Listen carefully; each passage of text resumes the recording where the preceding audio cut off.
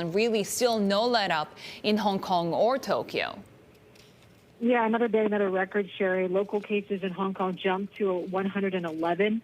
The economy just can't catch a break. We saw a bit of a pickup in June, but now that's been halted due to this third wave. And we'll get a better gauge of this next week when Hong Kong reports the second quarter GDP.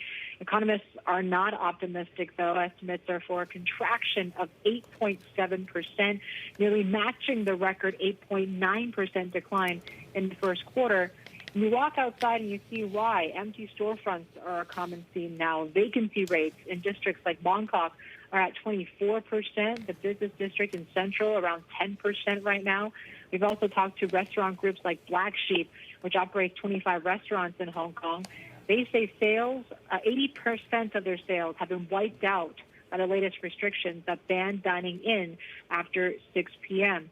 Over in Japan as well, Tokyo virus cases rose to 300s for the first time, 366, which is yet another daily record. Cases are increasing among people in their 40s and 50s.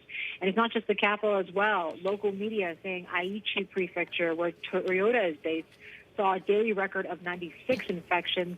Osaka saw another day of 100 new cases.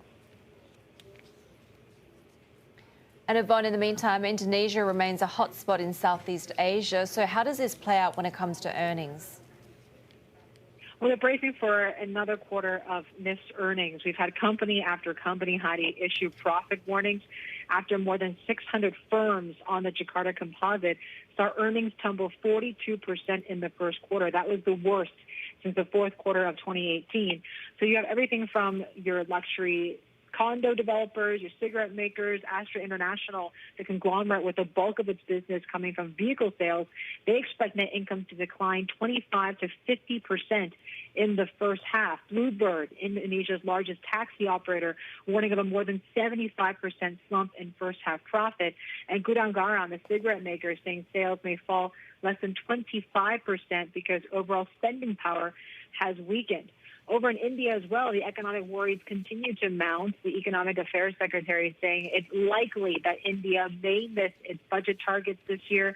Tarun Bajaj didn't specify any new targets, but so far, economists surveyed by Bloomberg expect that gap to widen to 7% of GDP. That is double the government's goal for this year. And growth estimates for 2020 are all over the map as well. You have the IMF expecting a contraction of 4.5%. Goldman forecasting 5% decline. Those are still not as bad as what Bloomberg Economics expects, which is a 10.6% plunge. But Bajaj says those projections may not turn out. He actually expects a V-shaped recovery.